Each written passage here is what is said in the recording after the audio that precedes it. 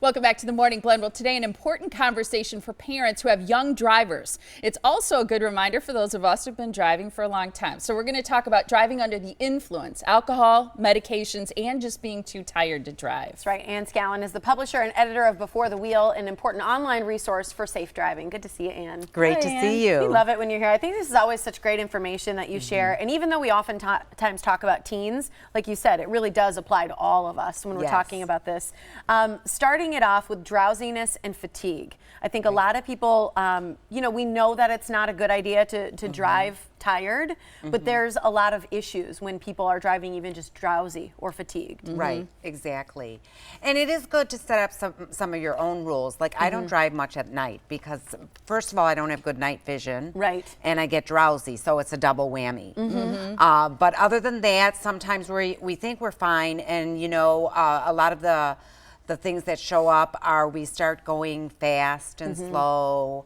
Sometimes maybe the light turns green and we're just staring at it, but we're not, it's not sinking in. Other drivers give us cues, like they're kind of, nodding their head. Well, you were here first. You can go first at the four-way stop, and we're just kind of sitting there.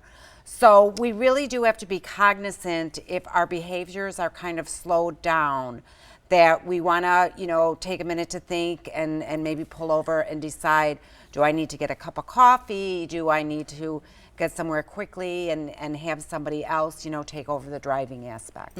Some fresh air sometimes helps. Right. I've read statistics before about the effect that being tired or really sleepy has on our driving. And from what I remember, it's very comparable to driving under the influence of medications or even alcohol. Yes, that's correct. So that's why you want to be very confident. A lot of times if it's a questionable thing, I ask somebody else to drive with me. Other people will notice your behaviors right away and tell you. If you're going on long trips, like you said, it's good to have a 2.5 hour time frame. You're going to get out and stretch, or you're going to stop somewhere and get a bottle of water. Just have some rules to make sure you stay on track, because you a lot of times will not notice you're doing it on your own. Yeah. Well, and I always think it's a good idea to remember, okay, so maybe it's not you. Like you said, you're very good at gauging yourself and saying, I'm not going to drive at night because of these reasons. A lot of people don't do that. They just drive anyway. So in terms of just being defensive, know that there are other people who are out there tired and not stopping themselves. Right, Things like that. Exactly. Medication's another big issue that people don't always think about as being under the influence because maybe it's prescribed, right? Right, or over the counter. So as we know, what's happened with over the counter is a lot of those were prescriptions 3 to 5 years ago. Right. And now you can just buy them over the counter. What I do is I actually, even if I'm buying an over the counter medication, I go up to the pharmacist and have a conversation and talk about everything that I'm taking. What are the effects of this? Can I go out to dinner tonight and have a glass of wine? Because then you'll get the kind of full story and you'll be able to make good decisions. Right. Yeah, and the mixing of, you mentioned, can I have a glass of wine? Mixing it with other things, even other medications, is something you really need to know how it interacts with other things. And keeping in mind, too, that the over-the-counter doesn't mean that it's necessarily safe to take and drive. I think especially like medication for motion sickness and some of the cold and allergy sinus medications can make you super drowsy. And the ones you take to fall asleep, well, a lot of times there's an effect still in the morning. Right. So if you have an early appointment, again, you might still be drowsy. What about alcohol? What approach should parents be taking with young drivers in their house? Well, one of the things about Wisconsin is we are one of the states where a teen can drink alcohol in the presence of the parents with the permission of parents. So a lot of times a teen is at a family party and the parents say, fine, you can have a glass of wine.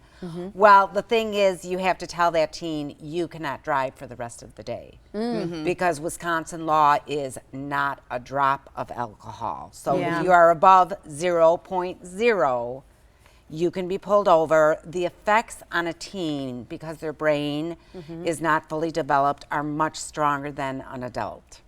It's great to know there's also a pretty hefty ticket that comes with it. Yes, $389 for demerit points and a suspension of your license for at least 90 days. Yeah. Wow, if you're under 21, that is, right? Yes, with just a drop. We're not talking with a drop, about anything over 0.0, those are the consequences. Yes. Wow. Good to know. And it's important for us to be telling our young drivers, it doesn't have anything to do with legal limits or anything like that. It's zero. You can have nothing to drink and drive. Right. Yeah. Right. And if you find, what about parents who find out that their teen has been drinking and driving? What do you think they should do? They need to, probably wait till the next day and then have a sit-down conversation about the seriousness of it, and it will not be allowed. Each parent has to decide what the consequence would be. But I think it's good to first sit down and have a conversation. Sometimes, honestly, the teens don't know that they obviously know you can't drink till 21, but they don't realize that just having a beer or whatever, they're like, well, I wasn't at the legal limit. Well, you have to explain it doesn't work that way. Yeah, absolutely. You've got great information for parents and teens at beforethewheel.com. Thanks so much, Ann. Great to see you. Great to see you, Ann.